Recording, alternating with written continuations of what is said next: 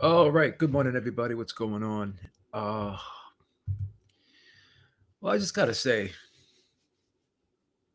couple things really irritate me in life. First of all, one of those things that irritate me in life is I really hate propaganda. I hate when somebody or someone or some group or any company, whether it be the media, anything, any type of organization, I hate when someone puts out false information to the public and tries to sell it off as fact. Hate that. Another thing I hate is hypocrisy. Can't stand it. Really irritates me. And another thing I hate too is the double standards. Hate double standards. Can't stand double standards. And I can't stand flagrant bias. Okay? I hate it when someone who is supposed to be in a position of objectivity shows extreme bias. And I've come out and I've said it, what the boxing media has done, what boxing networks have done recently. Uh, you know, they're acting as PR people now. They're acting as quasi promoters now, which is not their job. They need to stay in their lane. They need to do what they're supposed to do. When I turn on ESPN, ESPN Plus, DAZN, Showtime, Fox, any of the networks, any of the platforms that show boxing, what I expect out of the commentators is non-biased, objective commentary. And the one thing that shocked me when I was watching this Carl Frampton fight on Saturday with Jamal Herring, the one thing that shocked me is Joe Tessitore and the crew at ESPN, the commentary crew at ESPN, they dedicated a whole segment to talk about the proposed fight or this alleged fight or this fantasy fight or this fight that's been being talked about for a year and a half that is, in my opinion, is just never ever going to happen. And then it's this mythical matchup between Terrence Crawford and Manny Pacquiao. Okay, trying to act as get the boxing fans' hopes up high once again, selling wolf tickets once again, trying to lead these people to believe that this fight is going to happen. And it's lazy journalism, because what happened is one website or one person somewhere, someplace leaks a headline, okay, in talks, rumors, and automatically everyone jumps on it. It's lazy journalism because, again, what had happened also is they're not telling you the other side. The other side is this: Sean Gibbons, who's the president of MP Promotions, he came out a couple days later, a couple days ago. This was like back in the end of March 31st, around that timeline. He comes out and says this. All right. Let me get the actual quotes here. Goes, "This is Bob Arum and Mike Const nonsense," said Gibbons. "I do not believe that this is happening." Because this is not the first time Gibbons was combative of Arum, as he had the same approach back in August of 2020 about the same topic. Okay? So this is what's going on here. Okay? He goes on to say also, if you look deeper in here, pretty much saying the same thing that I've been saying all along. See if I could find this other quote.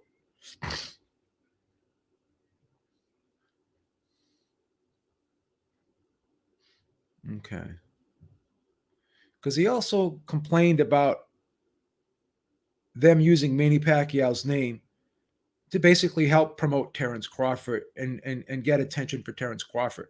But ESPN, thank you so much, Ohio Runs Boxing. ESPN's out there on Saturday talking about this fight like it's almost like as if it was a foregone conclusion. Oh, Joe Tessitore is sitting there. Oh, what do you think, Tim? What do you think of this? How do you think this matchup would play out? Blah, blah. Like, why even talk about it? It's not happening. They're trying to get everyone excited. They're basically trying to promote Terrence Crawford. They're essentially trying to negotiate this fight in the press, which is something that you're not supposed to do. It's very unprofessional to negotiate fights in the press. And ESPN basically is doing that by talking about this fight as if it was set, leading the people to believe that it was close to being done by the way they were reporting on it. And they never told the other side, which was Sean Gibbons' side, who is the president of MP Promotions, Manny Pacquiao's promotional company. And Sean Gibbons is obviously the point person for Manny Pacquiao if you're going to negotiate a fight with Manny Pacquiao. Sean Gibbons is the point person. So you totally circumvented the other source. You didn't report it. And all you basically wanted to do was tell one side so you can get everyone hyped up about Terrence Crawford. And then if the Terrence Crawford-Manny Pacquiao fight does not happen, then ESPN can turn around. Well, Terrence Crawford's always trying to fight the big names. They reached out to Manny Pacquiao's side. They declined, blah, blah, blah, blah, blah. All this does is try to pump up Terrence Crawford, make him look like the boogeyman, the guy that nobody wants to fight at welterweight. And I get it. That's fine. But that's not ESPN's job to do that. Obviously, if ESPN has a big fight scheduled with Terrence Crawford, Vasily Lomachenko, Tyson Fury, whoever fights on that network, obviously they're going to advertise for that fight. Okay? But it's not their job to go out of their way to pump up the house fighter. The whole thing with Lomachenko and Teofimo Lopez, the way they were, pumping up Vasily Lomachenko, coming up with these ridiculous, outlandish stats. Oh, well, Vasily Lomachenko has a higher power punch connect percentage than the great Roberto Duran, which was a ridiculous comparison because Roberto Duran had over 100 fights, fought much tougher competition, fought in many more weight classes, and Vasily Lomachenko only had 14 fights at the time. So that would be like comparing a batter who's batting 1,000 who only got up 5 times to a batter who's batting 350 who got up 300 times. It's a stupid comparison. It's not their job to promote fighters. It's their job to advertise and promote events and fights. They're not supposed to take sides. They're not supposed to gas up the A side. It's not their job to negotiate Terrence Crawford's fights for him, which I think they were doing on Saturday by talking about a fight that isn't even going to happen. And by totally not reporting the other side is lazy journalism and it's incompetence. And this is what the media has become, not just boxing media, but media in general. The media has become so biased that they're only looking for confirmation bias. They're only looking for sources who are going to give them confirmation bias, who are going to support their narrative. That's what they're looking for.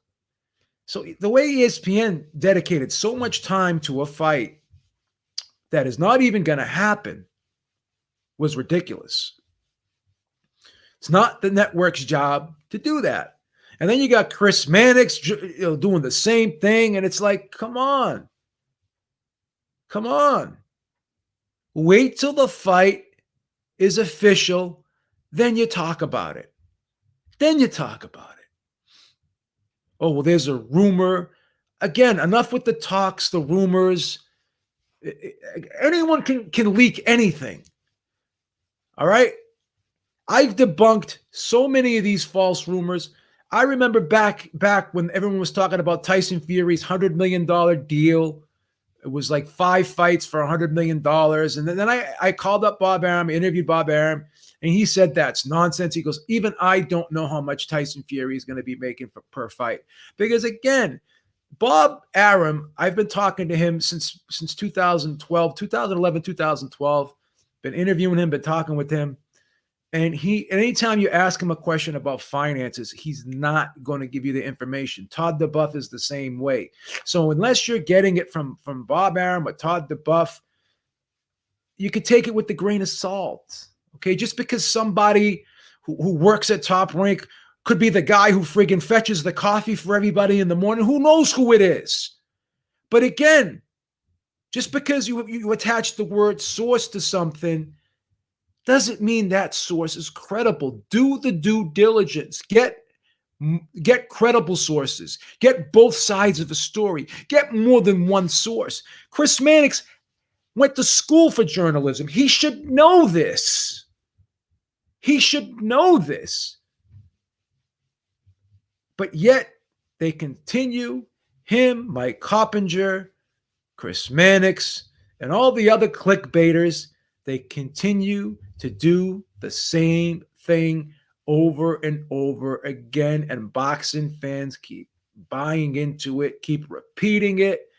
And it just is irritating because when you look at the boxing fans, how many times do you need to be misled, deceived? How many times do you need to be bamboozled before you get smart? And the fact that ESPN would partake in this is a disgrace. Is a disgrace. Oh, well, this fight, they're in talks. This could be happening. Like getting everyone's hopes up high. For what? They've been talking about this fight with Manny Pacquiao for a year and a half. It's not going to happen, guys. It's just not going to happen. There's just no incentive for Terence Crawford to fight Manny Pacquiao. Or excuse me, no incentive for Manny Pacquiao to fight Terence Crawford. There's a ton of incentive for Terence Crawford to fight Manny Pacquiao, obviously, when it comes to the money and obviously being a name on the record. But Manny Pacquiao absolutely does not need Terence Crawford. He doesn't need it. And ESPN, I know they were kind of pissed off. It's from what I hear, I don't know how true this is, but they weren't very happy. They weren't very happy about them not getting that fight with Teofimo Lopez. So now now they're going to sit here and try to be the promoter now. ESPN, it's not their job to be a promoter. It's just not. Okay, so these networks and these journalists need to stay in their lane. You're not a promoter. You're not a PR person. So stop with the BS. It's just aggravating when I go to watch a fight and I just hear this ridiculous biased commentary. And then also they're trying to sell Frampton as this warrior on the inside, like oh, all he has to do is get inside and he can give Jamal Herring problems. Like Frampton is not an inside fighter, okay? He's not an inside fighter. All right, and then to try to diminish the size. The size was a factor in that fight on Saturday. Okay, you could say what you want about Frampton. Yeah, okay, he's always been 5'5". He's always been the shorter man.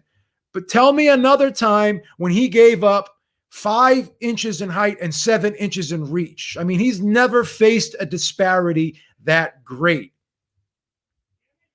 And he's not a 130-pounder. This, to me, was a step too great for him. Okay?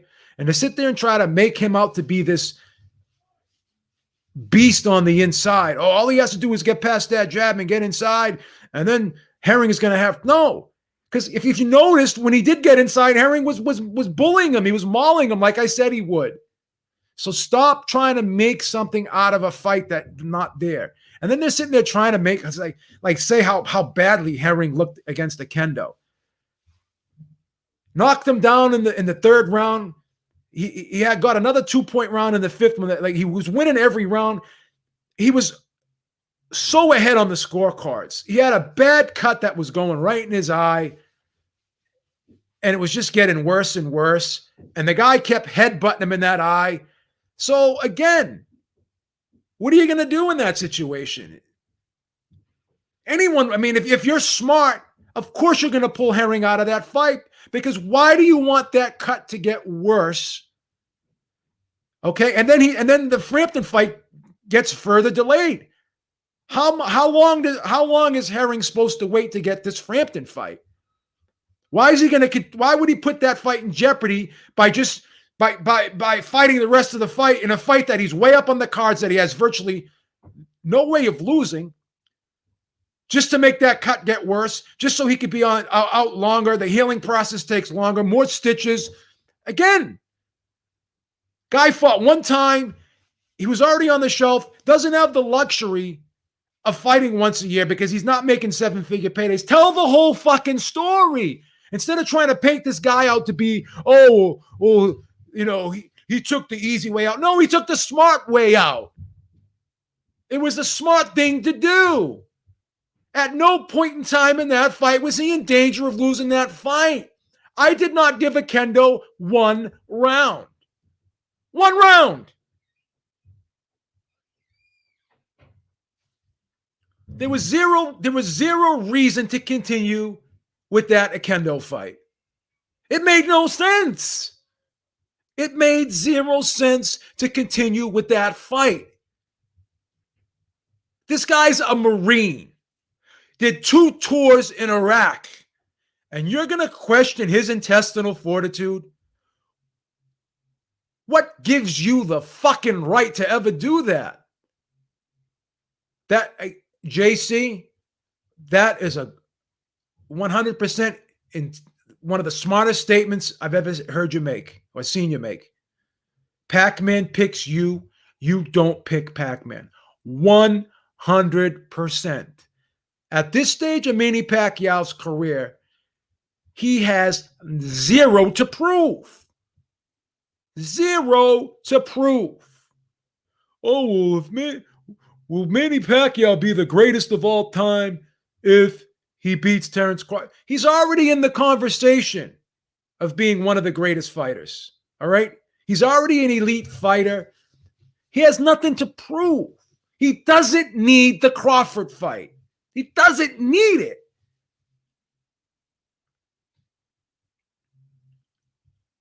From what I hear, how much he made fighting Broner and how much he made fighting Thurman, I just don't see him making more than what he got against Thurman fighting Crawford.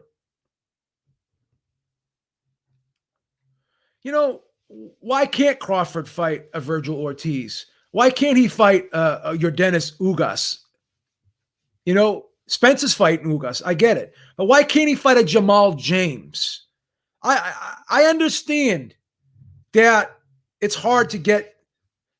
It's been hard for him to get the Thurmans of the world and the Porters of the world and the Spencers of the world. But why not go down to the next level? Fight the Jamal James, the Virgil Ortizes, the Yordenis Ugases. Fight those guys.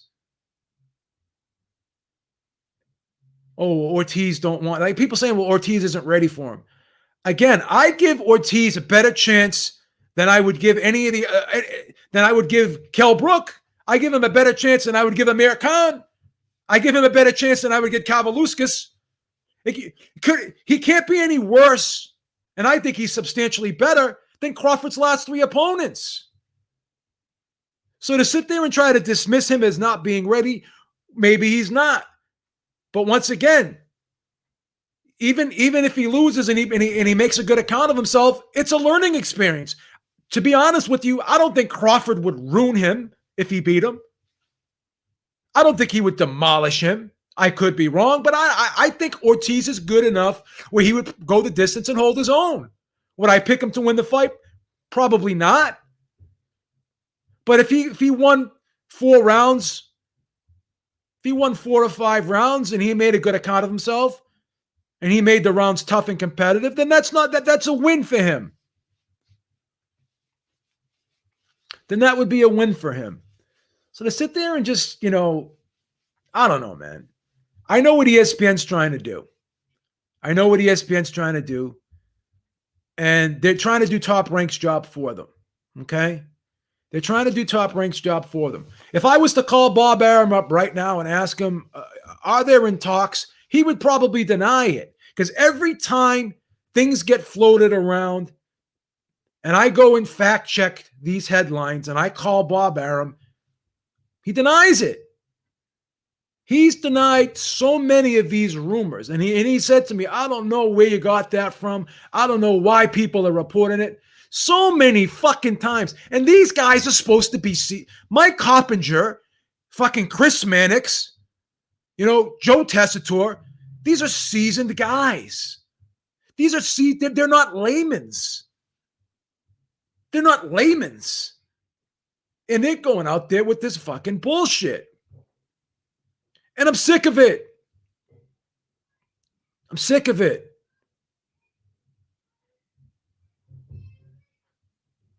I was talking to my sister yesterday, and we were just talking about the media in general. And she's like, I can't stand the media. The media sucks. Like everyone I talk to, like no one has any faith in the media anymore, except for boxing fans.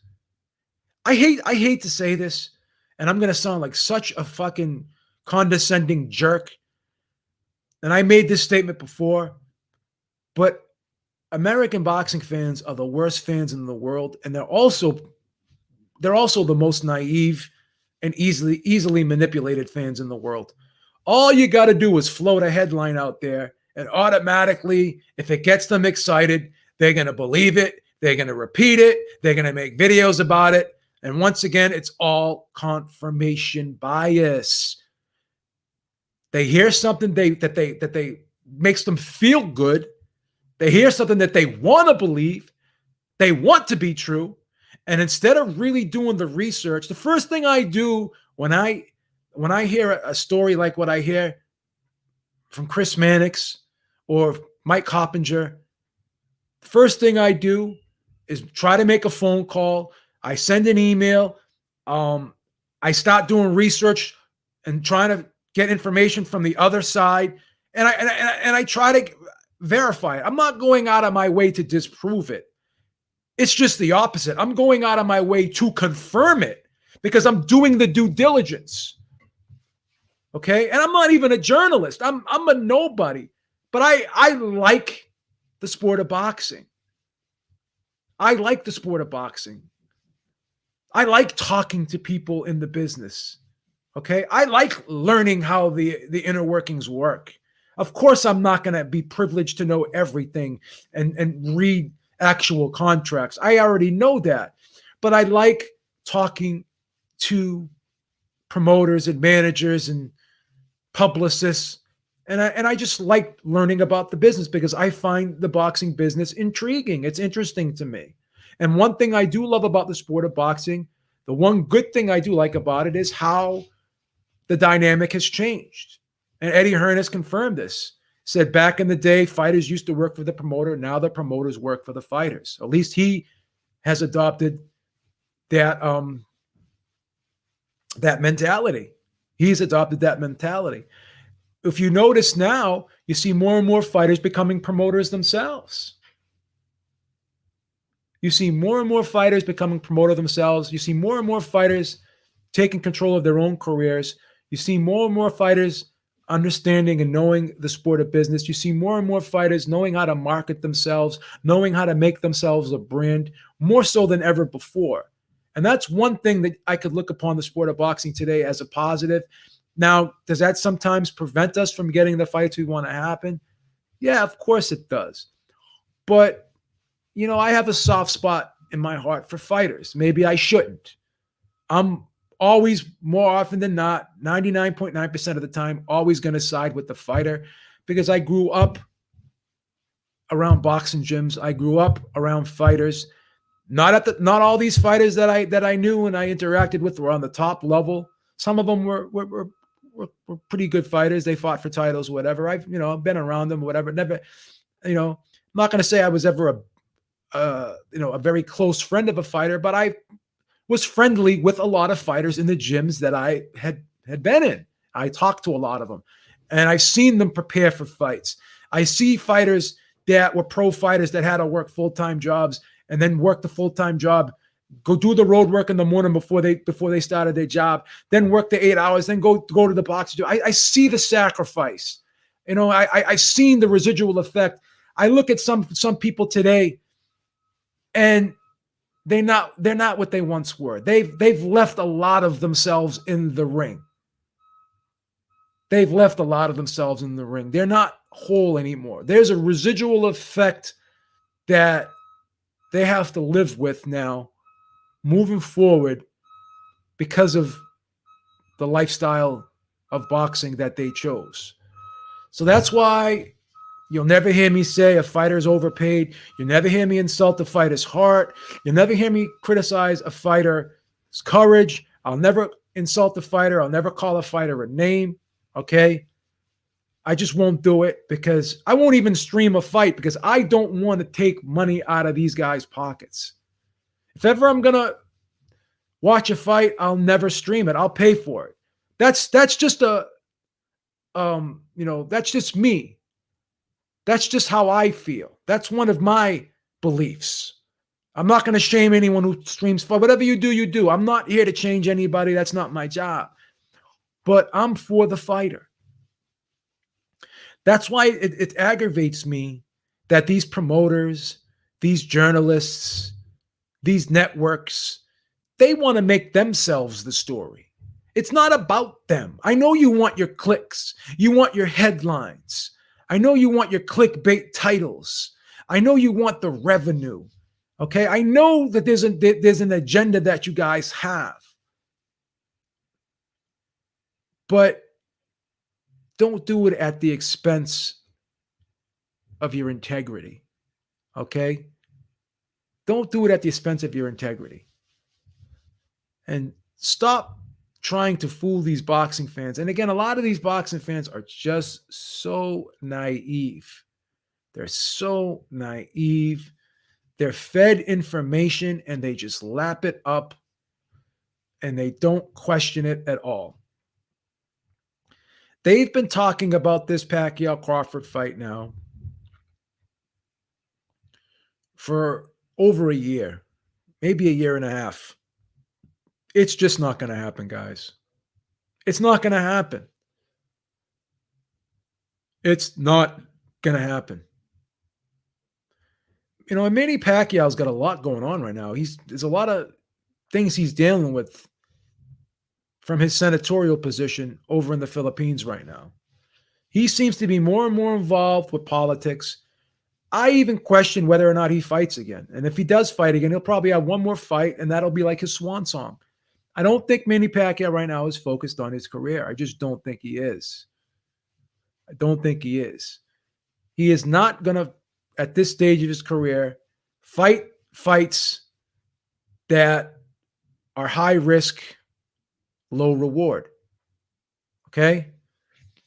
He could fight someone else and make just as much money, or probably even more, than if he were to fight Crawford. And now I'm like, I read another stupid headline about Marquez, because Marquez is fighting an exhibition fight. And some idiot puts a headline out there. This opens the door for a fifth Pacquiao fight. Why? How does that open the door for a fifth Pacquiao fight? First of all, Marquez has been retired for over 5 years now. Okay? Probably more. And just because he's fighting an exhibition, he's gonna jump right back into a fifth fight with Manny Pacquiao? I know, again, more clickbait. More fucking clickbait. Someone's gonna jump on that and be like, oh. So now someone's gonna read that, and then 10 other websites are gonna write an article about it. Then a whole bunch of idiots are gonna start, oh, could we get Marquez Pacquiao? No, it's not gonna fucking happen. No, it's not going to happen. Stop. Enough with the fucking clickbait. Enough. So yeah, man, that was pissing me off when I was watching that Frampton Herring fight. And I'm listening to fucking Joe Tessitore sit there. Oh, Tim, what do you think? He didn't even ask Andre Ward, because I bet you Andre Ward told him, look, I don't even want to talk about it. I don't think the fight. Like, Andre Ward's too smart. He's not about the bullshit. He didn't even ask Andre Ward about it. He's just sitting there asking Tim Bradley about it. What would that do for the legacy of either man? Could Pacquiao be? That's the other narrative now. Oh, they're trying to make it so Pacquiao would want the fight just so if he were to win, he could be thought of as the greatest fighter. Listen, even if he beats Crawford, I guarantee you, people aren't going to say he's the best fighter of all time. They're not. Obviously, he'll be mentioned in the discussion of being one of the best fighters of all time. There's going to be a lot of people that just will not put Manny Pacquiao at number one. They just won't. This fight, win, lose, or draw, is not going to really do that much for the legacy of Manny Pacquiao. It's just not. It's not. It's just not. Manny Pacquiao is a legend. Okay? He is a legend. What he's already accomplished in the sport of boxing has been unparalleled. No other fighter went from 106 pounds. This guy turned pro, I think, 105, 106 pounds, and fought all the way up to junior middleweight. Now, you can say what you want about the catch weights, whatever. Regardless, anything above 147 is junior middleweight.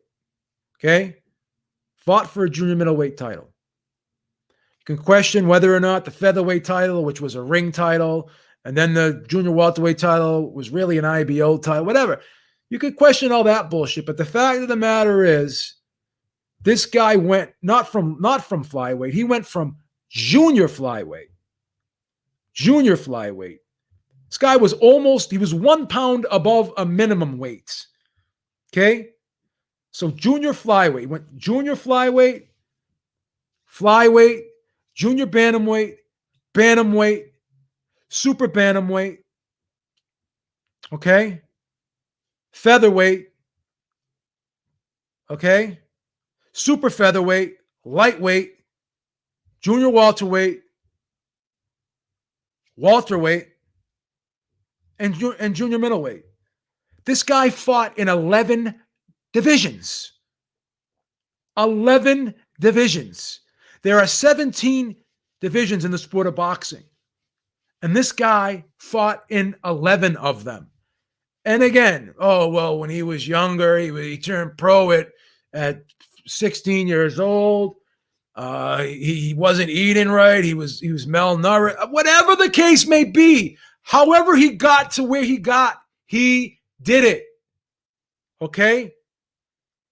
I don't think there's ever going to be a guy, okay, who was a flyweight champion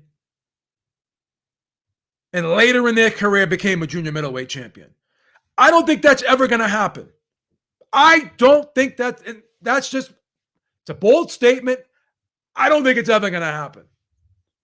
I don't. The amount of weight classes that this man has spanned across will never, ever be duplicated. Just won't.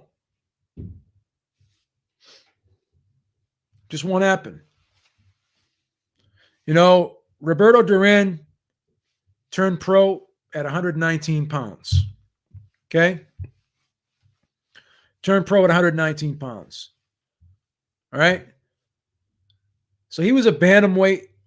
He turned pro basically as a bantamweight. But he didn't win titles. He won his first world title at 135 pounds. And he didn't stay, when Roberto Duran turned pro, he didn't stay at 119 pounds long. Manny Pacquiao fought in the in the flyweight division, okay, the super flyweight division, bantamweight divisions. He fought in those lower weight classes for a great portion of his career. Roberto Duran did not. So it's a little different, you know. But Roberto Duran is probably the closest comparison I could make to Manny Pacquiao.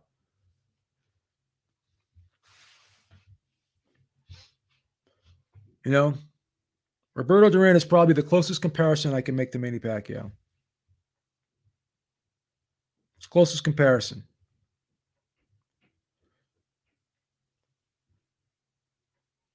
You know, he turned pro at 119 pounds in 1968. His first 3 fights, he weighed 119 pounds, which is amazing. All right. Then he fought at 120, 122-ish. But so technically, you know, Roberto Duran, he went bantamweight. He fought 122 junior bantamweight. Let's look at all the weights he fought at. It's 125 went to his featherweight, junior featherweight. So Roberto Duran went from bantamweight. We'll make the comparison. Bantamweight, super bantamweight. Okay. Which is 122 pounds. Right? Featherweight, junior lightweight, lightweight. I don't think Roberto Duran ever fought at 140. I can't see any fights at 140. Yeah, well, he did have a couple fights at 140. So basically, super bantamweight. All right. Super bantamweight, featherweight.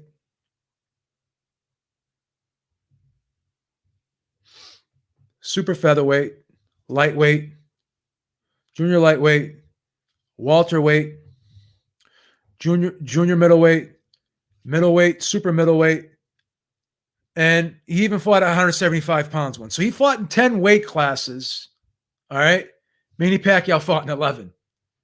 So that's the closest comparison you could make. But Duran only won titles at 135, 147, 154, and 160. Now, if you want to count, the secondary title at 168, then you can give him 5. All right. I look at Manny Pacquiao legitimately as a 6 division world champion because I don't think the ring title at featherweight should be official, and I don't think the IBO title is really a legitimate title at 140. But if people want to say he's 8 division, then they could. I'm not going to argue against it. My opinion is basically 6 division. But the fact that he fought in 11 weight classes, the only thing you can compare that to is Roberto Duran. And Roberto Duran, like you said, Centurion Son makes a great point. He stayed at lightweight for 7 years. Manny Pacquiao didn't stay at a weight class for that long. I think the longest weight class Manny Pacquiao, the weight class that Manny Pacquiao fought in, and the longest is probably welterweight. To be honest with you, stayed at welterweight for the longest. I think he moved up to welterweight, I believe, against Oscar De La Hoya in 2008, and he's been a welterweight ever since. So he's been a welterweight for about 13 years, right? That's the longest he stayed in a division, but he did a lot of weight jumping early on. So, yeah, but I think the closest comparison you can make to Manny Pacquiao in terms of, how many weight classes a fighter fought in, Manny Pacquiao fought in 11, Roberto Duran fought in 10. And there were less weight classes back when Duran fought. There wasn't as many titles back then. There wasn't as many of those. There wasn't as many as those junior titles back then. When they're in the 60s, I think the only junior titles we had back then was 130 and 140, if I'm not mistaken. We didn't have. I think the junior middleweight title came later. When did the junior middleweight title came about?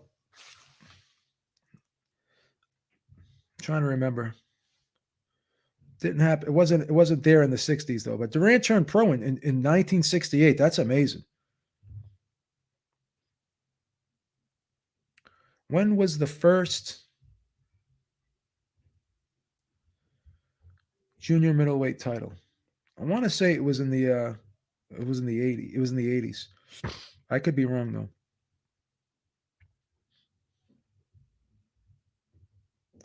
I'm curious to see this. When was the first junior middleweight title fight? Yeah, because you didn't have all those junior flyweight, those minimum weight. Yeah, the first junior middleweight title fight was in 1975. Yeah. Let's look at the first junior lightweight title fight.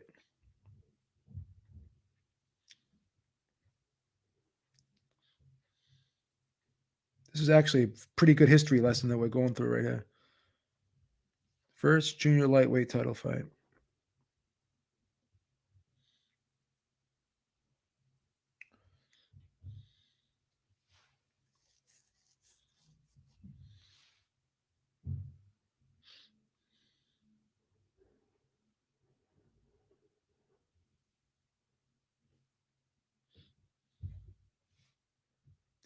Yeah, this is interesting stuff.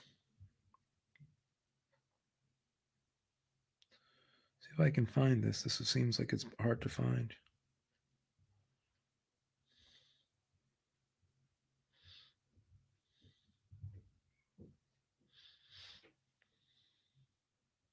Yeah, it's not giving me the information on that.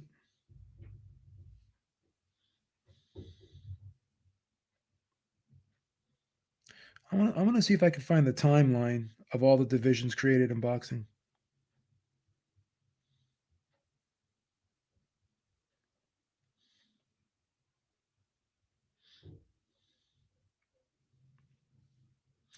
There's a way I can find it out because WBA was the first boxing organization.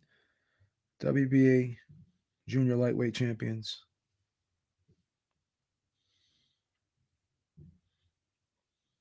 The list.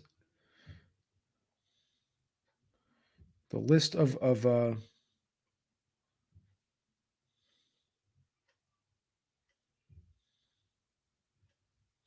yeah, because the WBA was founded in 1921.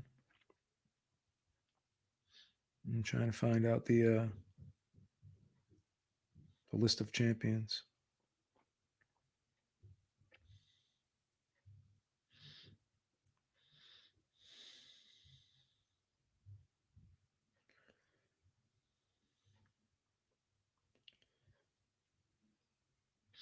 Yeah, it's interesting. But I know that the 130 pounder, I think the 140-pound weight class came before the 130-pound weight class, if I'm not mistaken. So let me look at super lightweight. That's the 130-pound title. Okay.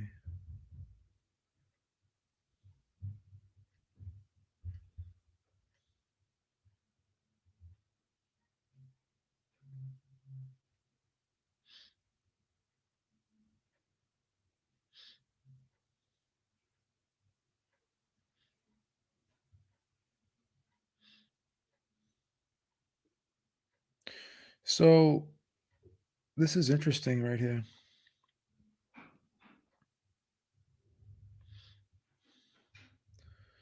So super lightweight champions, 130 pounds.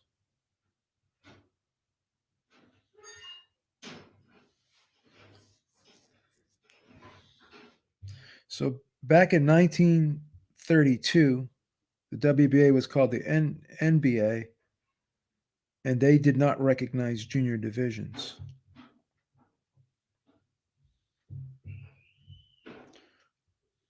So it's not. It's not. Let me list of junior lightweight champions.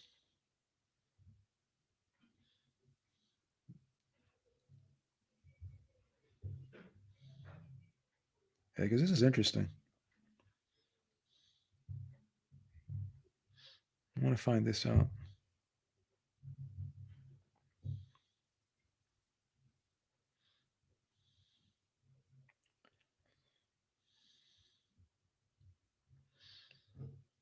This is a chronological list of the world super lightweight, lightweight, and junior welterweight. Okay, so it's not telling me the junior lightweight. It's not telling me the name of the title. Okay. It's not telling me when the. Okay.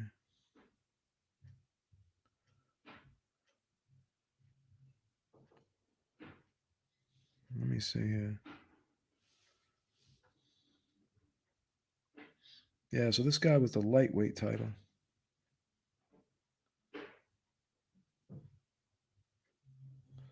Yeah, I'll find out. Yeah, I already said that stuff given quality. You're just repeating what I said.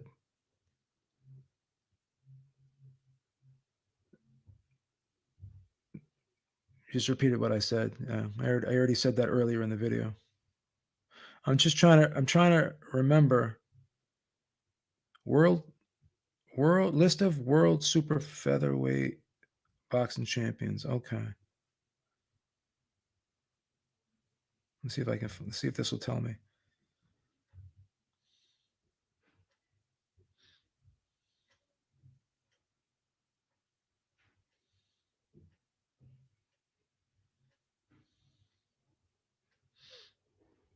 Yeah, it's not telling me the exact date that the junior featherweight title.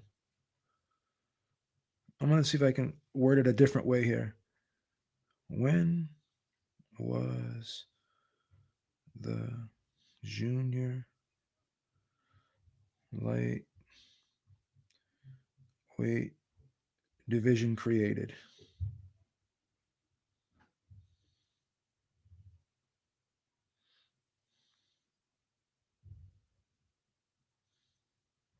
Okay, it says the junior lightweight division and the junior welterweight division was created in 1920. It said these divisions took about 40 years to gain international acceptance. So they really weren't recognized until 1960, champions and stuff, because a lot of a lot of the sanctioning bodies, a lot of the sanctioning bodies didn't recognize the junior divisions. So they were created back then, but the first champions were around the, for those junior. Those were the first two junior divisions that were created, and the junior middleweight division, also known as the light middleweight or super welterweight, was first recognized in 1962 by the WBA with a limit of 154 pounds. It was introduced into Britain as light middleweight in 1973. So the junior middleweight title was recognized in 1962. Yeah. And so let me see here.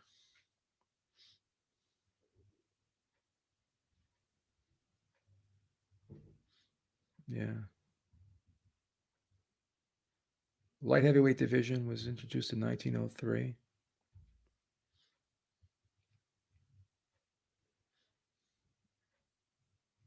Yeah, so that's interesting.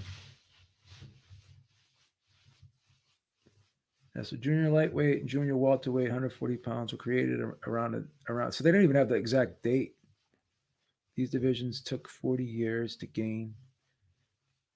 Let me go to BoxRec, and I'm gonna and this way, if I go to BoxRec, BoxRec will be able to tell me when the first WBA junior lightweight champion was. So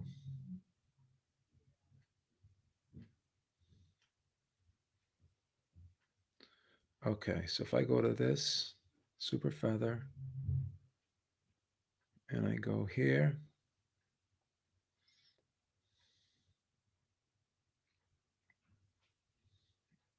okay.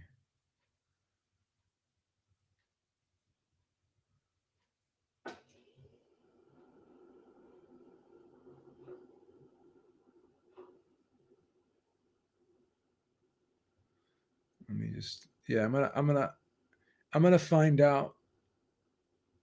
I'm gonna search it that way by.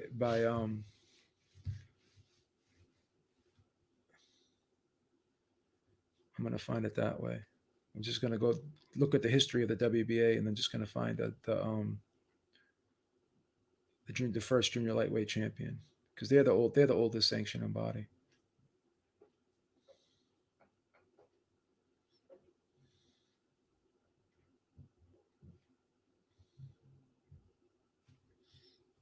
Yeah, they're the oldest. They're the oldest sanctioning body. And Javante Davis has the WBA junior lightweight title right now.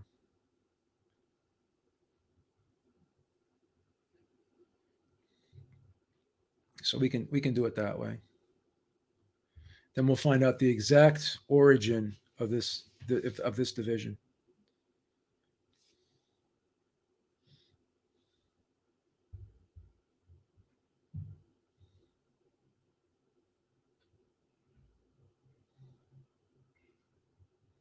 We'll find the exact origin of this title. See how far it'll go back.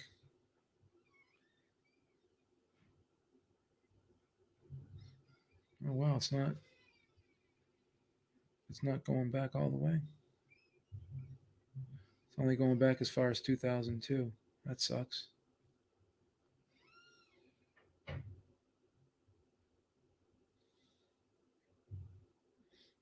Yeah, it's only going back to 2002. That's weird. I thought it would go back further than that. Oh, we'll find it. Yeah, super welterweight. It's 1962. I'm trying to find out super lightweight. They were probably around the same time because it says that the weight classes were created in 1920. So we could surmise that the junior lightweight and the junior welterweight titles were first champions were around 1960, 60, 62 ish. It's not on Boxrec. I thought it would go back all the way. They used to go back all the way. Let me see if I do it on Wikipedia. WBA junior lightweight champion.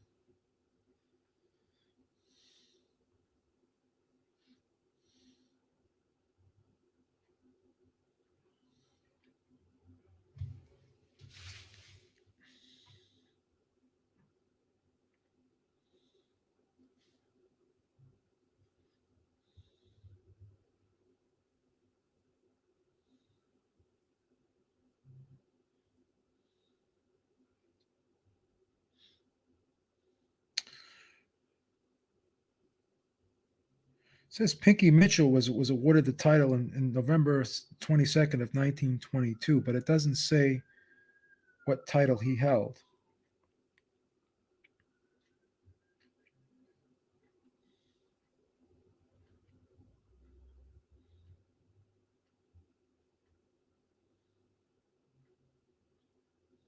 Yeah, it's not giving me the actual.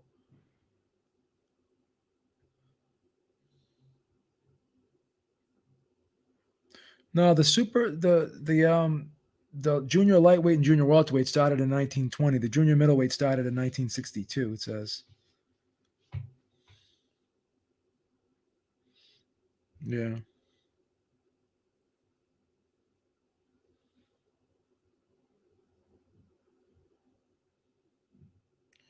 Yeah. So this is mixing in.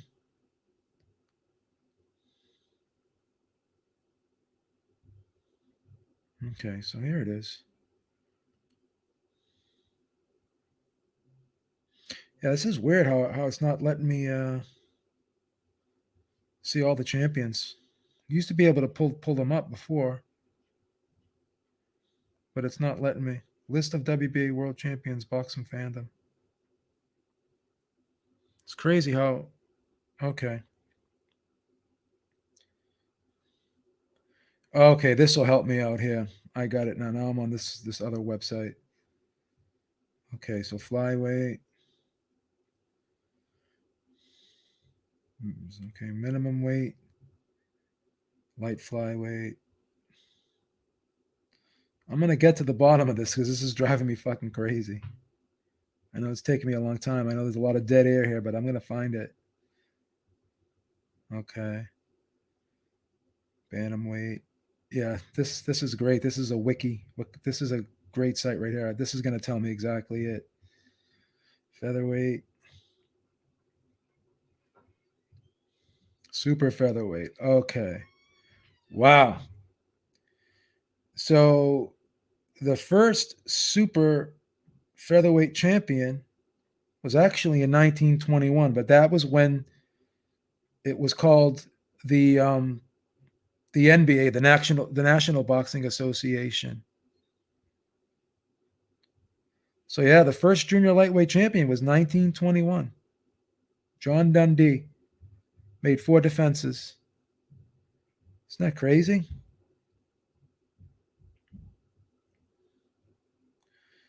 And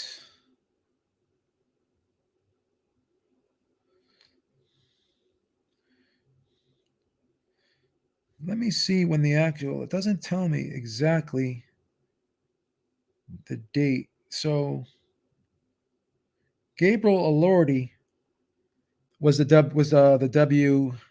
WBA version of that. Now let's go up to junior welterweight. First lightweight champion was 1917. Benny Leonard.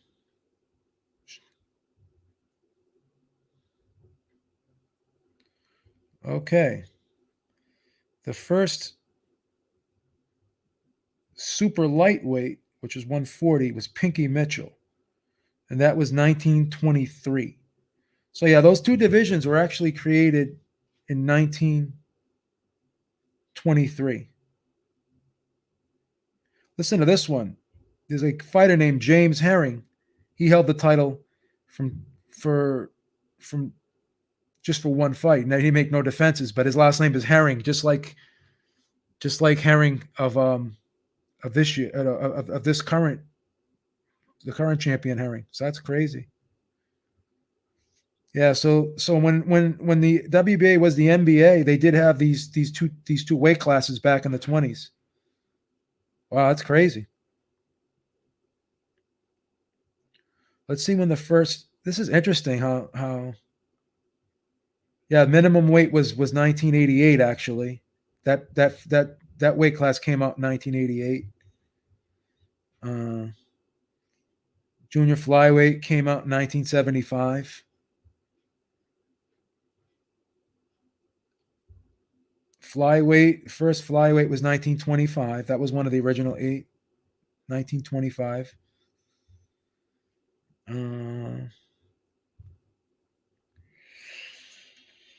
Wow, this is very interesting here. Super flyweight, 1981.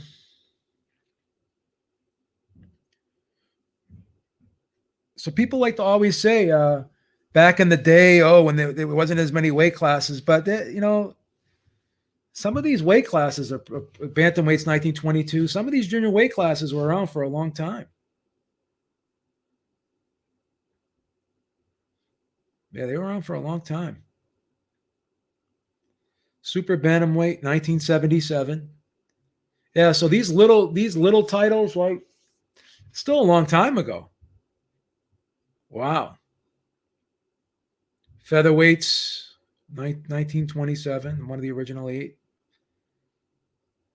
So the 130 and the 140 were around for a while. So 1921 was 130 and 1923 was 140. So yeah, those 130 and 140 pound titles were around for a long time. They're not new.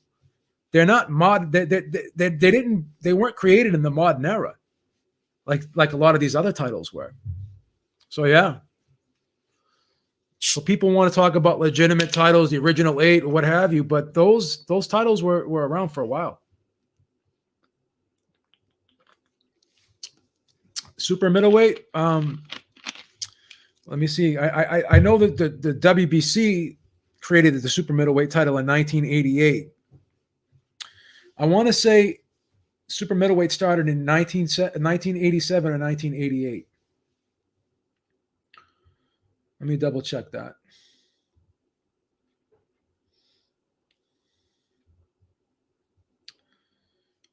I'll double check that right now. Just bear with me. Welterweight was 1919.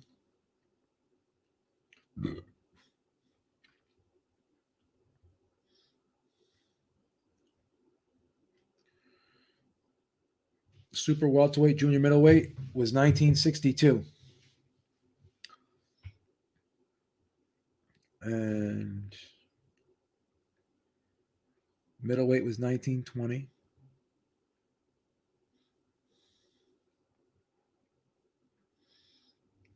Super middleweight, the first super middleweight champion was December 6th, 1987. Chong Pai Park, the Korean guy. So super middleweight was created 1987. Light heavyweight 1920. Let's see when the cruiserweight division. I think cruiserweight was the first cruiserweight fight was 1982. Yep. First cruiserweight fight was 1982. So really the youngest division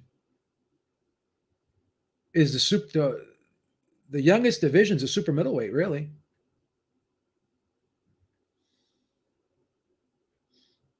Yeah. The youngest division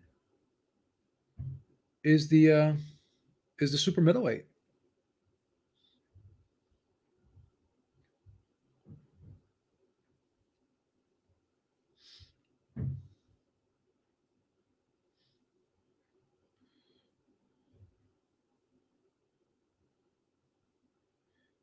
One forty when the WBA was the NBA had a champion in 19 I'll show you what it was.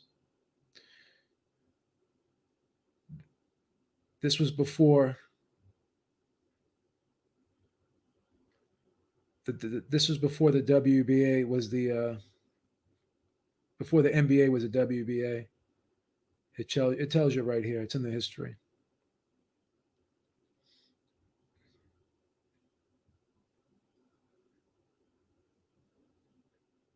Super lightweight, which is 140. Yeah, 1923. Pinky Mitchell was the first champion. He made two defenses of the NBA title. Made two defenses of the NBA title. It's listed right here.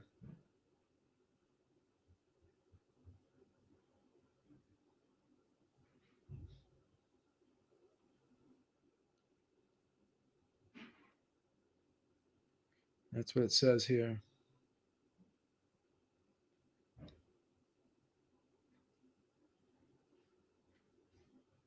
No, that's not correct. 168 started in 1987. I remember that distinctly.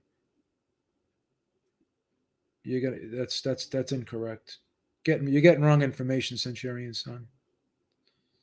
Your information's incorrect.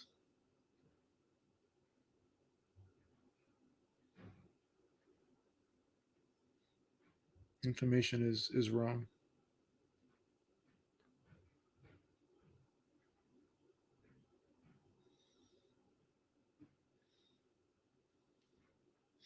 That's totally incorrect.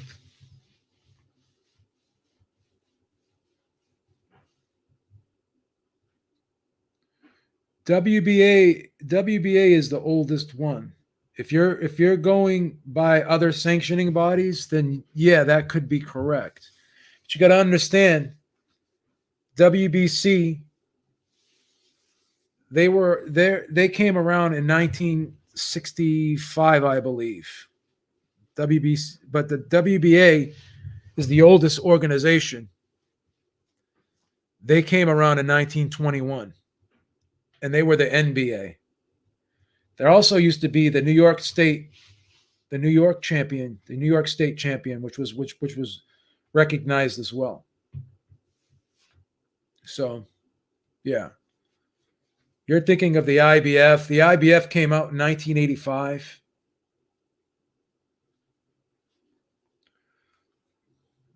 The IBF came out in 1985. WBC, I think, was 1965.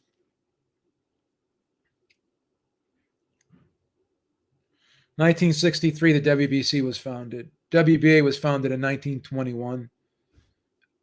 IBF,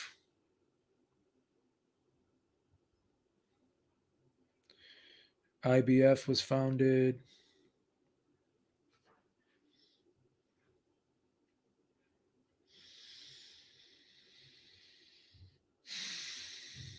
I think the IBF was founded in 1985. Let me see exactly when.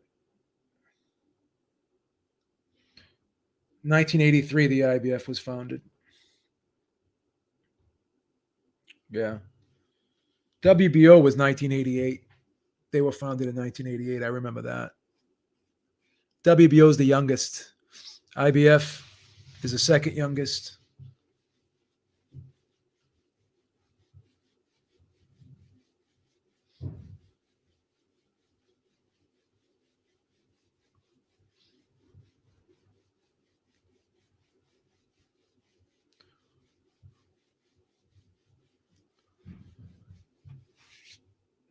No, it's not correct.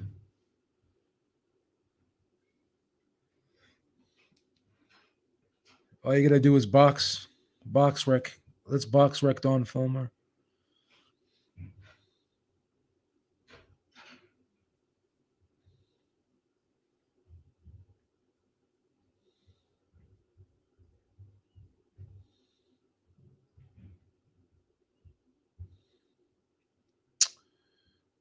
$1967.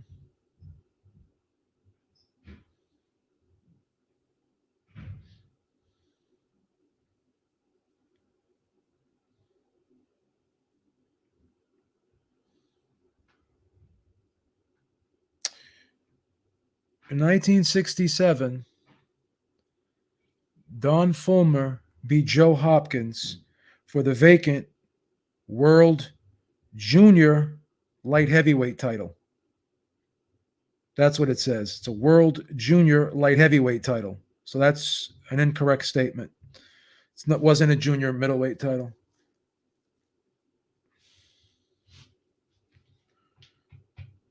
So you got to remember back then, anything over 160 was light heavyweight. So Joe Hopkins weighed 167 pounds. Fulmer weighed 164. So I'm on BoxRec right now, and that says the vacant World Junior Light Heavyweight title. Yeah.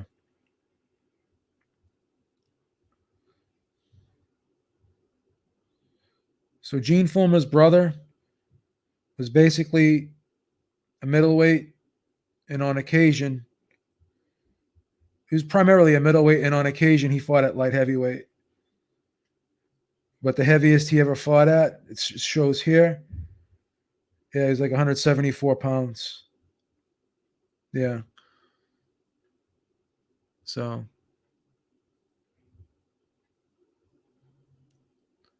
yeah, it's a junior light heavyweight championship, not a junior middleweight title.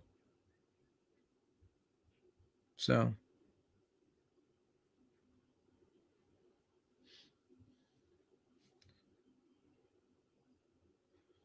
it's not a 168-pound, not a junior middleweight title.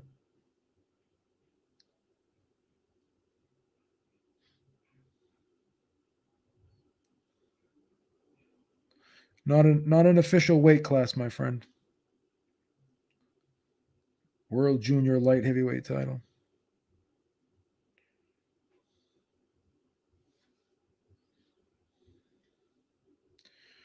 Not an official weight class.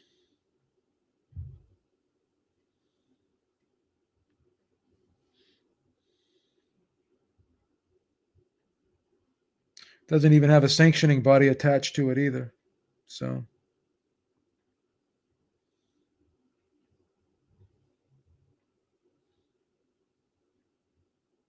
where it says division, it just says contest 12 rounds. Yeah, it's not an official title.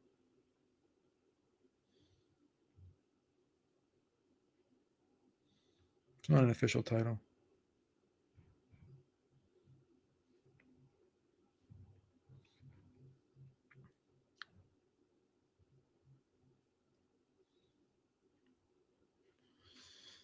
Yeah.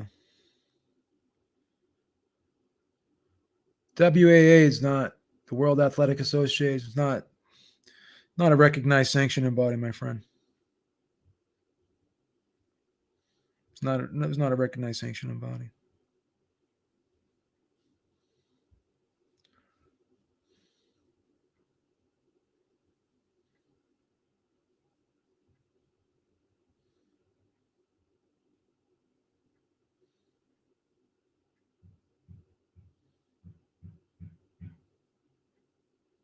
There's only super middleweight doesn't have like junior middleweight has a junior middleweight's called junior middleweight by the WBA and the IBF, and I believe the WBC calls it super welterweight.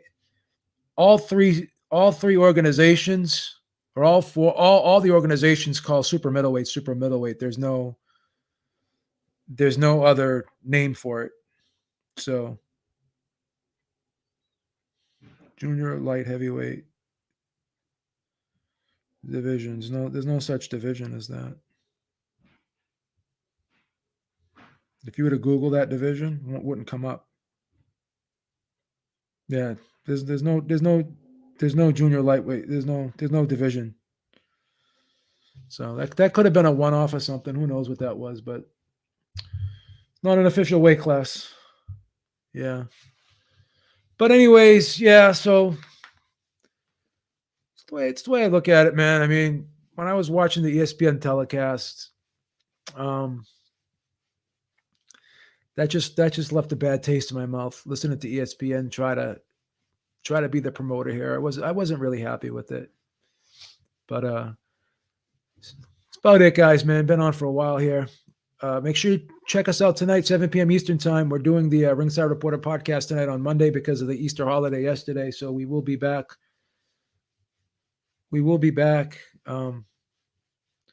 Later today, man. All right. Until next time, Beep is out.